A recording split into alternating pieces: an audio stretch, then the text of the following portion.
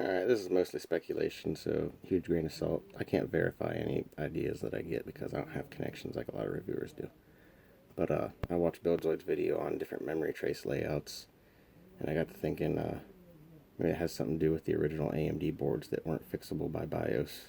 I'm sure some of them just weren't worth the board partner's time to go into to fix because it didn't sell much or something like that. I'm aware of those logistics. But that might be why. And then I also started thinking maybe that's why Intel hasn't changed their sockets. It's much easier on the board partners to have ideal memory layouts. Because, yeah, that could be where they messed up on some of the original AMD boards. It's a different layout. Memory's finicky. Prone to interference and all that. And about the pricing rumors. People say it's like too good to be true. I think it's exactly what AMD needs to do if they really want to win back a bunch of market share. Apparently Intel is supposed to be coming out with some 10 nanometer stuff soon. Hopefully their 7 nanometer is significantly better so they actually can get market share back. I'm not saying this is an AMD fanboy. It's just competition is good. And AMD would have to win back some market share to compete long term. So hopefully they just stick with the prices that they announced. I'm sure there are plenty of people out there that would buy a 16 core for $500. Because what else is there out there for people that can afford that much?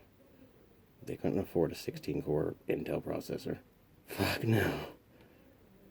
Maybe some of the older server stuff. Sometimes that goes on sale, but low clock speeds and all that. And how many people actually bother to go do that?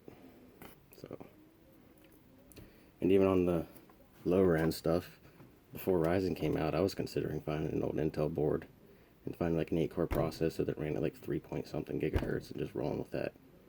Because mostly I game, but I also want to mess around with things like virtualization just as a hobby. I find it fun. At some point, when I get a second GPU, I want to try Looking Glass, see if it's useful, because I definitely want to get away from Windows as much as possible. But I also tried Linux and just tried to install Steam, and that didn't want to work, so maybe some other time. Not in a hurry. I can play my games and I can do shit on the internet. Fuck it, it'll be fun.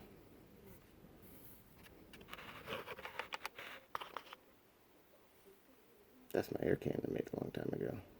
I'm done with tech stuff, by the way. So if all you care about, bye. I think I might have to make a video about that, explaining how I made it. I just basically ripped off somebody else's plan.